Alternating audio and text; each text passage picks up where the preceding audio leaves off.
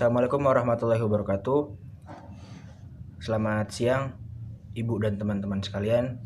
Izinkan saya di sini Muhammad Khalid Atamimi selaku moderator. Saya di sini akan membawakan jalannya presentasi kelompok 6. Sebelum masuk ke presentasi, izinkan saya untuk memperkenalkan anggota dari kelompok 6. Yang pertama ada Rifana Dwi Atifah dengan nomor BP 2010813009. Yang kedua ada Anissa Mareta Putri Hendrika Rahmat dengan nomor BP 2010813011. Yang ketiga ada saya sendiri Muhammad Khalid Atamimi dengan nomor BP 2010813011. Yang keempat ada Uli Putri Sion Sitanggang dengan nomor BP 2010813013. Dan yang terakhir ada Muhammad Al-Zaki Mustari dengan nomor BP 2010813003. Kelompok 6, kelompok kami akan mempresentasikan terkait dengan peran masyarakat terutama generasi muda dalam demokrasi di bidang politik Pilkada serentak 2020 di masa pandemi Covid ini. Untuk materi yang pertama akan dibacakan oleh Saudari Uli Putri Sion Sitanggang. Kepada Uli kami persilahkan. Terima kasih atas kesempatan yang diberikan kepada moderator kepada saya. Baiklah, perkenalkan nama saya Uli Putri Sion Sitanggang dengan nomor BP 2010813013 akan menyampaikan materi tentang peran masyarakat dalam demokrasi di bidang politik saat melakukan Pilkada 2020. Peran pengawasan masyarakat. Pilkada yang berjalan sesuai dengan asas luber dan jurdil pada akhirnya akan melahirkan pilkada yang bersih, berkualitas, berintegritas, dan bermartabat. Untuk mewujudkan hal itu, semua pihak harus memiliki komitmen dan tanggung jawab yang sama. Dari sebuah pemilihan yang bersih dan berintegritas, tentu akan melahirkan pemimpin yang berintegritas pula. Harapan mewujudkan pilkada yang bersih, berkualitas, berintegritas, dan bermartabat tidak cukup hanya digantungkan kepada lembaga pengawas pemilu yang ada, yaitu Badan Pengawas Pemilu atau Bawaslu. Dalam penyelenggaraan pilkada serentak yang bertugas melakukan pengawasan adalah Bawaslu Provinsi dan Kabupaten atau Kota. Bawaslu Provinsi mengawasi pelaksanaan pemilihan gubernur. Untuk pengawasan pemilihan bupati atau wali kota dilakukan oleh Bawaslu Kabupaten atau Kota. Masyarakat mempunyai peran yang sangat besar dalam menentukan kesuksesan pilkada. Bersama dengan Bawaslu Provinsi dan Kabupaten atau Kota, masyarakat berada dalam barisan paling depan dalam mengawal proses pelaksanaan pilkada tersebut. Asas dari rakyat, oleh rakyat, dan untuk rakyat harus mendorong semangat masyarakat untuk terlibat dalam pengawasan pilkada. Ada beberapa alasan yang menyebabkan masyarakat harus turut aktif melakukan pengawasan pilkada, yaitu yang pertama, jumlah pengawas pemilihan umum yang terbatas dalam suatu wilayah. Untuk diketahui jumlah pengawas pemilu di tingkat provinsi hanya 5 atau 7 orang, lalu di wilayah kabupaten atau kota ada 3 atau 5 orang. Kemudian pengawas pemilu di tingkat kecamatan jumlahnya 3 orang. Pengawas pemilu kelurahan atau desa dan pengawas tempat pemungutan suara masing-masing hanya 1 orang. Lalu yang kedua, ada tanggung jawab pilkada secara substansial menjadi tanggung jawab semua komponen masyarakat. Dalam pelaksanaan pilkada, masyarakat harus menjadi subjek dan bukan hanya objek.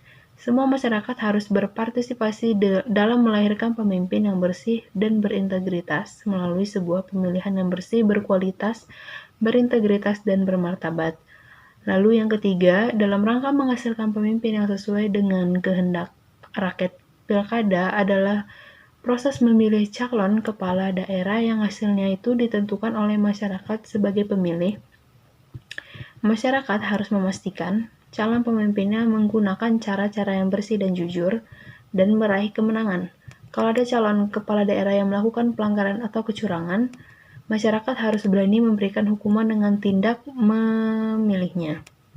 Peran pengawasan yang dilakukan masyarakat bisa dengan memberi informasi mengenai adanya dugaan pelanggaran baik yang dilakukan penyelenggara pilkada atau KPU provinsi atau KPU kabupaten atau kota maupun peserta pilkada.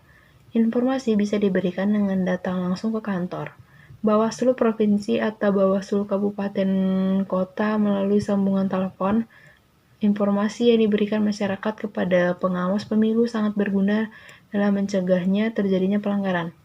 Masyarakat harus berani melaporkan apabila menemukan dugaan pelanggaran, misalnya pemalsuan data dan daftar pemilih, kampanye di tempat pendidikan, ibadah, gedung pemerintahan, politik uang, serta masih banyak lagi sesuai yang termuat dalam Undang-Undang Pilkada. Laporan dugaan pelanggaran dapat disampaikan kepada pengawas pemilu di wilayah setempat. Masyarakat yang berpartisipasi melakukan pengawasan bisa berasal dari berbagai unsur seperti perguruan tinggi, lembaga swadaya masyarakat atau LSM, pemantau pemilu, organisasi masyarakat atau ormas, tokoh masyarakat, dan tokoh agama. Sinergi masyarakat bersama Bawaslu Provinsi, Kabupaten, atau Kota dalam pengawasan tentu akan menjadi kekuatan besar untuk menjauhkan pilkada dari berbagai pelanggaran dan kecurangan. Kalau kita melihat ketentuan pasal 104 huruf F Undang-Undang Nomor 7 Tahun 2017 tentang pemilihan umum, di situ secara jelas disebutkan Bawaslu Kabupaten atau Kota berkewajiban mengembangkan pengawasan pemilu partisipatif. Artinya Bawaslu Kabupaten atau Kota menjadi penggerak utama dalam melahirkan pengawas partisipatif yang berasal dari unsur masyarakat. Pengawas partisipatif yang dimaksud tentunya masyarakat yang memiliki hak pilih.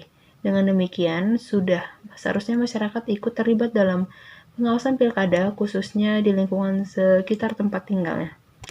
Kepedulian masyarakat dengan menjadi pengawas partisipatif akan semakin mempermudah dalam mengawal pilkada supaya berjalan secara demokratis sesuai asas langsung, umum, bebas, rahasia, jujur, dan adil. Pada akhirnya, pilkada yang berkualitas, berintegritas, dan bermartabat akan benar-benar terwujud. Sebaliknya, jika masyarakat bersikap tidak peduli, tentu pilkada berkualitas, berintegritas, dan bermartabat hanya menjadi cita-cita tanpa menjadi nyata. Partisipasi politik bukan hanya hak untuk memilih, tetapi juga hak untuk berpartisipasi di dalam penyelenggaraan demokrasi lainnya. Misalkan turut serta sebagai pengawas partisipatif. Salah satu partisipatif politik yang jarang diperbincangkan adalah anak yang berusia 17 tahun yang disebut sebagai pemilih pemula maupun pengawas partisipatif. Disebut anak karena usia 17 tahun masih masuk dalam kategori usia anak. Itu merujuk pasal 1 Undang-Undang Nomor 35 Tahun 2014 tentang Perlindungan Anak. Anak berusia 17 tahun disebut generasi milenial, dan generasi muda yang berumur 17-22 tahun. Generasi milenial, generasi yang sangat akrab dengan teknologi informasi. Generasi milenial merupakan pengguna, pembuat, dan terpapar informasi dari media internet, baik dari situs berita, media sosial, serta aplikasi percakapan. Baiklah, sekian penjelasan dari saya kembalikan kepada moderator. Terima kasih. Terima kasih kepada Uli Putri Sion yang telah membacakan materi yang pertama. Selanjutnya materi yang kedua akan dibacakan oleh saudara Zaki. Kepada Zaki kami persilakan. Assalamualaikum warahmatullahi wabarakatuh. Baik, terima kasih kepada moderator. Saya Muhammad Azaki Mustari dengan nomor BP 2010813003 akan menjelaskan tentang bagaimana peran generasi milenial dalam Pilkada 2020 saat pandemi COVID-19. Pemuda memiliki peran penting dalam setiap agenda politik negara. Dalam penyelenggaraan Pilkada serentak 2020, pemuda diharapkan menabur benih optimisme agar pemilihan serentak 2020 berjalan dengan aman, damai, dan sehat.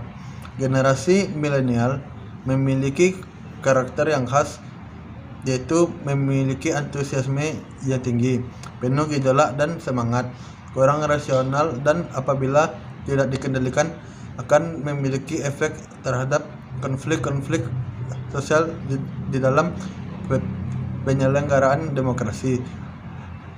Ciri khas generasi milenial memiliki rasa ingin tahu, mencoba dan berpartisipasi dalam demokrasi meskipun berlatar belakang semu. Anak sebagai generasi milenial sangat rentan dilibatkan, dipengaruhi ataupun diprovokasi isu-isu negatif yang biasanya masif dalam penyelenggaraan demokrasi seperti politisasi, sara, ujaran kebencian, dan hoax.